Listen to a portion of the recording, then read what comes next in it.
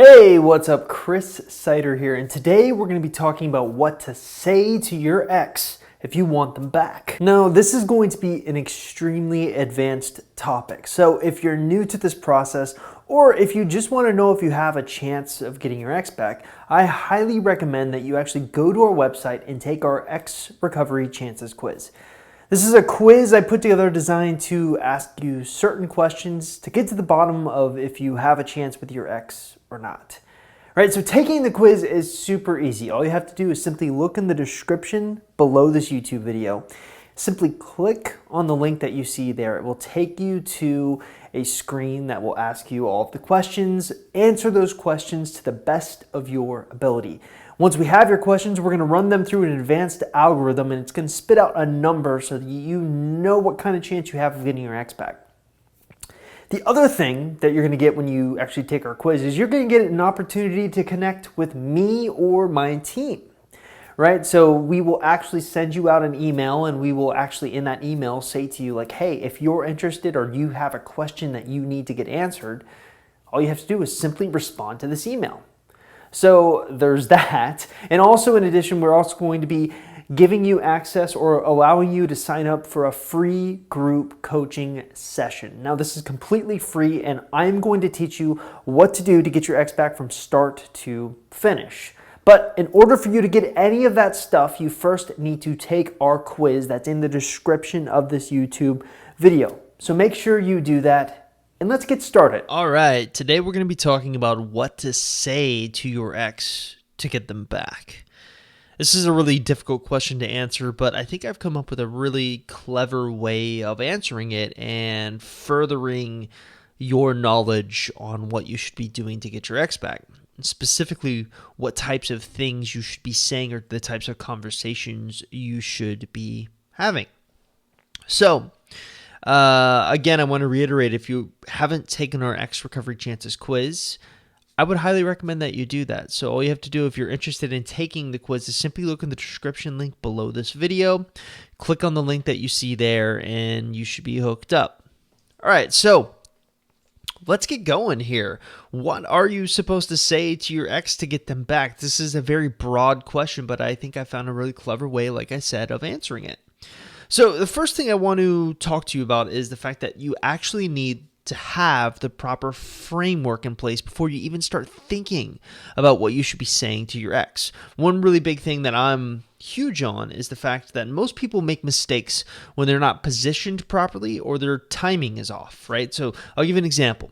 Let's say you're not positioned properly. Let's say that you reach out to your ex, but you've done nothing to advance your situation. You've done nothing to show them that you have something new to bring to the table, or you've done nothing to reshape their perception of you. What makes you think that you're going to get a different result? What makes you think that they're going to all of a sudden want to take you back? Chances are pretty high they're not. That's why positioning is such an important aspect to grasp. And then, of course, you have the people who struggle with timing, right? So people who try to get their exes back way too fast or way too late. Contrary to popular belief, there is a time period that is ideal to do this in, where your chances are the greatest they will be, right? So in a perfect world, you would have the proper framework to achieve these goals, to have great proper timing and have great proper positioning. So you're sitting there and wondering, well, how do we do that? Well, over the years, I've actually created what I like to call a value chain. So basically, it's essentially like a ladder of steps that you do, and if you complete these steps, you provide extra value to your ex each time you complete a step. This is our overall strategy and the overall thing that I teach to most of the clients that I'm working with, right? And oftentimes the thing I want to say about the value chain is the fact that it's different for everyone. I know in my book, this is actually this thing that you're seeing here on the screen or on the video is actually a page taken out from my best-selling book, Ex-Boyfriend Recovery Pro, which if you're interested in learning about that, all you have to do is simply look in the description link below this video. This is actually what I teach in that book. But one thing that I also talk about in the book is that everyone's situation is unique. So every value chain will follow these steps, but you may find that you need to make alterations. And I've actually found that over the years, the people who seem to do the best at getting their exes back are the people who are able to adapt on the fly and alter their value chain to fit their situation like a glove, if you will. Now, you kind of understand, maybe you're a little confused about what's going on with this value chain thing. Potentially, let me kind of break it down for you a little bit further, right? Are you familiar with the debate on strategy and tactics, or the terminology strategy and tactics, right? So if you don't know, strategy is the overall thing that we're going to be doing, right? We want to get from point A to point B. Point A is where you are now. Point B is, hey, getting a reconnection with your ex, right? So we come up with a strategy to achieve that goal. And our strategy is what I just talked about here. It is the value chain, right? You've got something like the no contact rule, and then you start building attraction through texting, through phone calls, and the in-person interactions, and next thing you know, you're successful. Now, strategy is completely different than tactics. Tactics are things that you do to further the strategy. They are, if you will, within the strategy. So if you come back to this graph I have here, tactics are things like the no contact rule and what you do during the no contact rule, the text messages that you send, the phone calls that you have, the in-person interactions that you have. And to make this a little bit more complicated, there's also a value chain within a value chain. So what do I mean by that? Well, if you come look at this again, you'll notice that really when you're starting to look at what to say to your ex, you're looking at 3 areas on the value chain. You're not looking at the no contact rule. You're looking at text messaging, phone calls, and in-person interactions, right? But how do you text message properly? Well, for that, there's also what's called a value chain, right? So you actually look at text messaging to follow the rules of what's the best thing to do with text messaging. Same thing with phone calls. Same thing with those in-person interactions. So what I'm going to be talking about with you today is the value chain within the value chain. So what is that? Well, here's basically what you say to your ex. I want you to sit back and think about your conversations that you have in your everyday life, right? You have different conversations with different people. You have a certain conversation that you have with your parents. You have a certain conversation that you have potentially with your friends. And then you have certain conversations that you'll have with lovers or romantic partners or people who you're intimate with, right?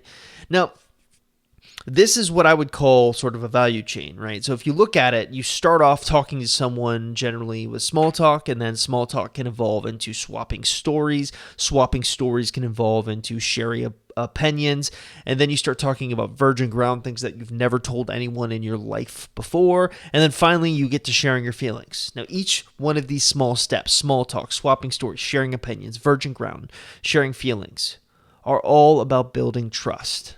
Right, and I'll give you an example. If you can kind of look at this like a game, right? At the level 1, you've got small talk. At level 5, you've got sharing feelings. You're trying to get to the level where you're going to get a positive response when you share feelings with your ex, right? Now, you can't just jump from level 1 to level 5. You have to work your way up, almost like a game of Mario, right? You know, the old Mario Brothers game where you'd have levels and you'd go to the next level until you get to level 5. Same thing here, right? The cool thing about this is that in every single level, you've actually achieved all of these levels throughout your life. You just have these type of conversations with different people based on the trust that you have with them. So I'll give you an example. Small talk. Small talk are conversations that you're going to have with strangers, right? They're very, very non-controversial topics. Sometimes some people would even say they're boring topics. Swapping stories is where you start to potentially meet the stranger and start to like them a little bit. So you start telling them stories about your life, and hopefully if things go well, they start reciprocating, right? So you're actually forming the bonds of friendship. Right, so swapping stories are things often that you'll talk to your friends about, or even your family about. Your opinions. This is only going to be shared with your friends or family, right? or potential romantic partners. Chances are you're not going to go up to a stranger on the street and just talk to them about your political leanings. That's just probably not going to happen. You have to build some trust, or you have to have some trust with the individual that you're going to have that conversation with, right? And then, of course, you have sharing opinions, virgin ground. Now, what is this? This is when you, in my opinion, where things start to become a little bit more romantic, right? So think about it this way. Small talk, swapping stories, and sharing opinions, those are things or conversations that you typically only have with friends or family, right? Virgin ground is when you're having a conversation with someone and you're talking or telling them things that you've never told anyone before. It's virgin ground. It's all new. And oftentimes they'll reciprocate, right? So in my opinion, virgin ground is where friendships start to turn into romantic relationships. And notice, each one of these levels is all about building trust. Small talk, which is kind of the bare minimum. Swapping stories is a level above small talk. Sharing opinions is a level above stories. Virgin ground is even a level above that, sharing opinions.